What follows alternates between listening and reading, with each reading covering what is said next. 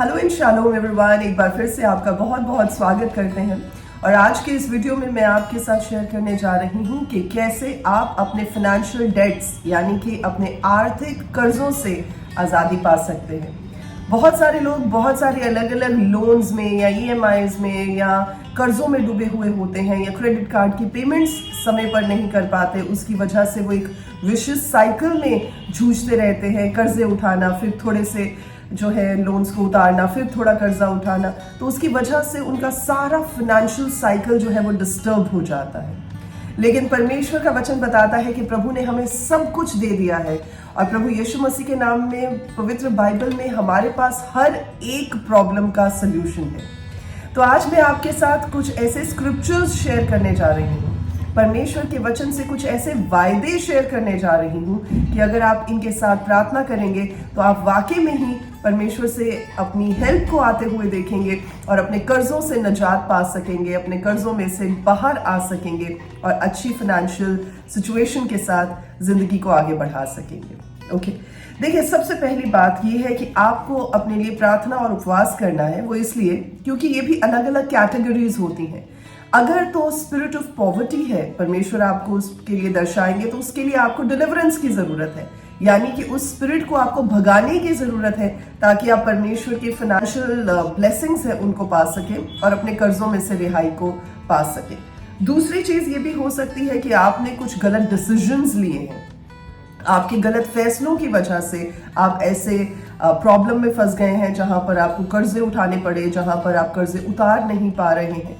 तो अगर आप प्रेयर एंड फास्टिंग करेंगे तो उससे आपको और क्लैरिटी मिल जाएगी कि आपको कैसे अपनी लड़ाई को, अपने स्पिरिचुअल बैटल को लड़ना है जो कि आपके फाइनेंसेस को पर्टेन करती है। आमीन।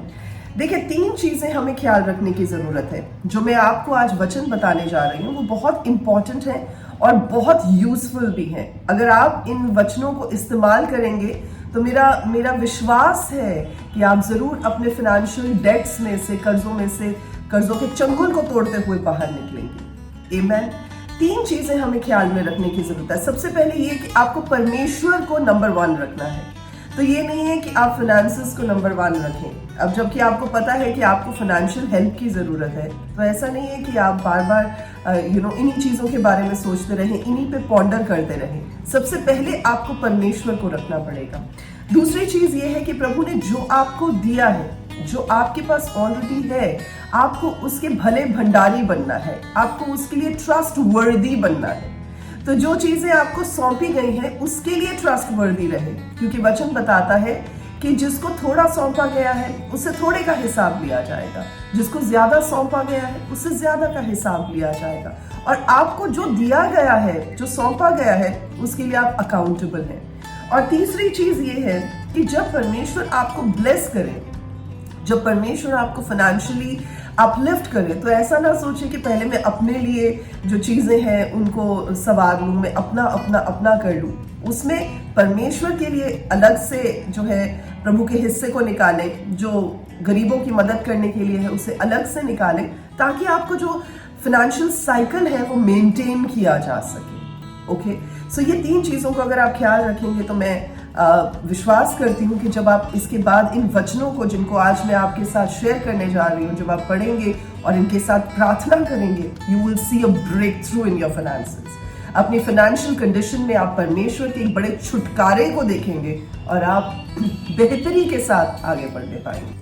अगर आप विश्वास करते हैं तो आज मैं इन वचनों को आपके साथ शेयर करने जा रही हूँ। पर उससे पहले मैं चाहती हूँ कि आप एक पेपर ले लें और उस पेपर के ऊपर लिखें कि आपके कौन कौन से कर्जे हैं। हो सकता है वो आपका पर्सनल लोन हो सकता है आपके घर का लोन हो, आपका मॉर्गेज हो सकता है कि कार का लोन हो सकता है स्टूडेंट लोन हो सकता है कि कोई और क्रेडिट कार्ड की पेमेंट हो, या जो भी आपने कर्जे लोगों से या बैंक से या NBFC से उठा रखे हैं। मैं चाहती हूँ कि आप एक एक करके उन्हें एक पीस ऑफ पेपर पर लिख लें और वो सारी चीजें जो आप लिखेंगे उसके बाद मैं आपको बताती हूँ कि क्या करना है। ओके, सो इस काम को जरूर करिएगा। अब हम आते हैं कि आपको प्रार्थना कैसे करनी चाहिए। देखिए, सबसे पहले अगर आप वचन निकालते हैं ड्यूटरोनॉमी, व्यवस्था विवरण, उसके 28 चैप्टर की 12 आयत में ऐसे लिखा है कि यहोवा परमेश्वर तेरे लिए आकाश रूपी उत्तम भंडार को खोलकर तेरी भूमि पर समय पर में बरसाया करेगा और तेरे सारे कामों पर आशीष देगा, और तू बथेरी जातियों को उधार देगा पर तुझे किसी से उधार लेना ना पड़ेगा। तो सबसे पहला वचन जो आपको बोलकर प्रार्थना करनी है वो ऐसे ही करनी है कि प्रभु, आपका वचन कहता है कि आप मेरे लिए आकाश के झरोकों को खोलेंगे, आप मेरे लिए समय पर बारिश करवाएंगे यानी प्रोविजंस देंगे, और जब वो प्रोविजंस मेरी लाइफ में आएंगी तो मेरे सारे कामों को मेरे परमेश्वर आप आशीष देते हुए मुझे फाइनेंशियल ब्लेसिंग्स देंगे, मुझे फाइनेंशियल ब्लेसिंग्स की सोर्स बनाएंगे। तो मुझे किसी से कर्जे नहीं उठाने पड़ेंगे, लेकिन मैं लोगों को उधार देने वाला इंसान बन जाऊंगा। तो सबसे पहला वचन जो आप अपने लिए बोल सकते हैं ये ड्यूटरनॉमी व्यवस्था विवरण 28 का 12 है। दूसरा वचन जो आप जिसके साथ आपको प्रार्थना करनी है वो प्रोवर्ब्स नीति वचन में पाया जाता है 10:22 में लिखा है, धन यहोवा परमेश्वर की आशीष ही से मिलता है और वह उसके साथ दुख नहीं मिलाता। तो इस बात को आपको समझने की जरूरत है कि सोर्स ऑफ वेल्थ, कहां से ये सारी जो है फाइनेंशियल ब्लेसिंग्स आती है, परमेश्वर से आती है। तो जब इस बात को आप कहेंगे कि प्रभु आप धन देने वाले परमेश्वर हैं, धन की आशीष देने वाले आप परमेश्वर हैं, और प्रभु उसमें कोई दुख मिला हुआ नहीं होता, तब आप इस बात को जान पाएंगे कि परमेश्वर आपको बुद्धि देंगे, अकल देंगे, ताकि आप कैसे उस फाइनेंशियल विशियस साइकिल में से बाहर आ सकें जिसमें अभी तक आप जूझ रहे हैं। प्रभु का धन्यवाद देते हैं। एक और जो वचन आप पढ़ सकते हैं, जो तीसरा वचन है, वो है फिलिपियों की किताब उसके 4:19 में। यहां पर ऐसा लिखा है, मेरा परमेश्वर भी अपने उस धन के अनुसार जो महिमा सहित मसीह यीशु में है तुम्हारी हर एक घटी को पूरी करेगा। अब इस बात को आप कह सकते हैं कि प्रभु मेरी हर घटी जो फाइनेंशियल घटी है, कमी है, उसे आप पूरा करें। और प्रभु यीशु मसीह में होकर खुदावंद मैं आपके अनुग्रह को मांगता हूँ, आपके फजल को मांगता हूँ, ताकि मेरी जिंदगी से ये घटी को निकाला जा सके और मैं आपकी बहुतायत को देख सकूं। आमीन। प्रभु का धन्यवाद देते हैं। अच्छा, एक चीज और जो आप निकाल सकते हैं जो कि है 2 कुरिन्थियों चैप्टर 9 वर्स 9 से लेकर 11 तक। यहाँ पर ऐसा लिखा है, उसने बिखेरा, उसने कंगालों को दान दिया, उसका धर्म सदा बना रहेगा।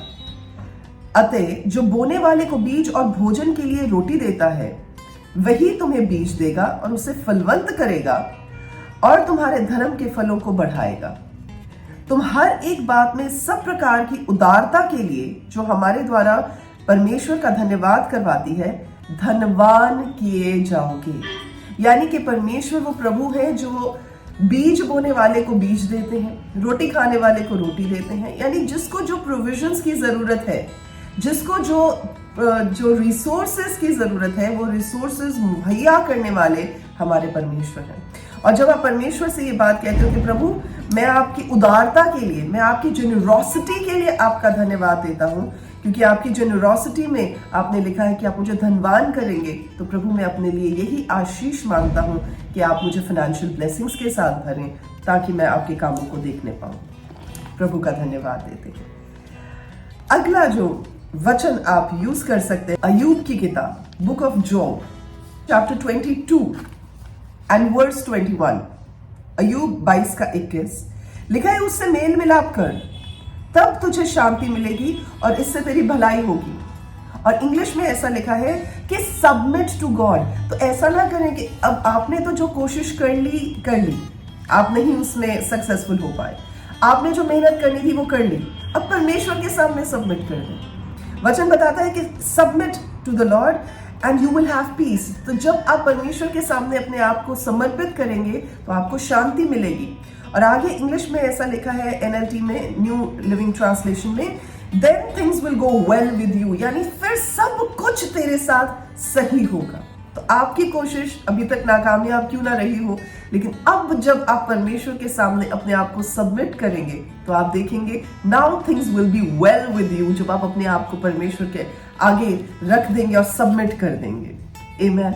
अच्छा, एक वचन और जो मैं आपके साथ शेयर करना चाहती हूँ, ये लिखते जाए बिकॉज जब तक आप लिखेंगे नहीं, जब तक आप इन वचनों को समझेंगे नहीं, बोलेंगे नहीं प्रार्थना में, तो रिजल्ट कैसे आएगा?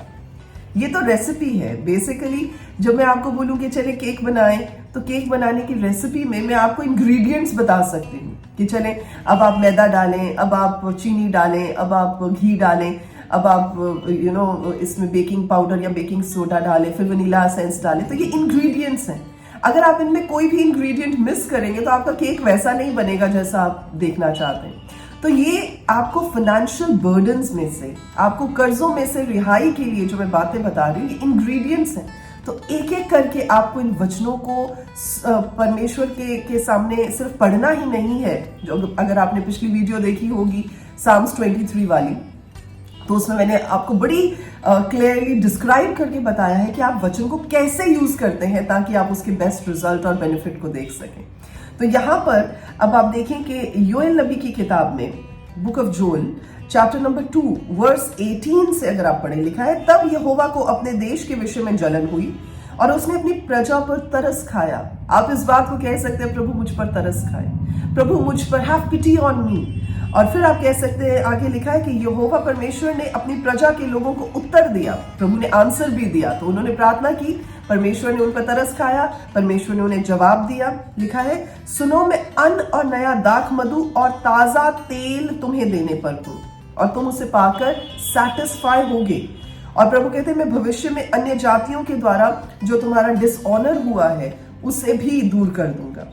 तो जब यहाँ पर बात की जा रही है, अन्न यानी खाने की बात की जा रही है, दाख मधु यानी वाइन की बात की जा रही है, ऑयल यानी कि तेल की बात की जा रही है, यानी कि अगर आपको जो भी जिस भी लेवल पर प्रोविजंस चाहिए, जो फाइनेंशियल प्रोविजंस चाहिए परमेश्वर से, प्रभु आपको देने के लिए तैयार है। इस वचन के साथ प्रार्थना करें। आमीन। सो आगे ये हो गया। एक और वचन जो मैं आपके साथ शेयर करना चाहती हूँ वो है नीति वचन, उसके 22 के 4 में, प्रोवर्ब्स 22 के 4 में। और यहाँ लिखा है, नम्रता और यहोवा का भय मानने का फल। अब अगर आप में जेंटलनेस, जो एक अच्छा बोल है, आपकी बानी, आपकी आवाज, आपकी बातें, आपके कैरेक्टर में परमेश्वर की ओर से ह्यूमिलिटी है और आप परमेश्वर का डर मानते हैं, तो आपके लिए क्या है?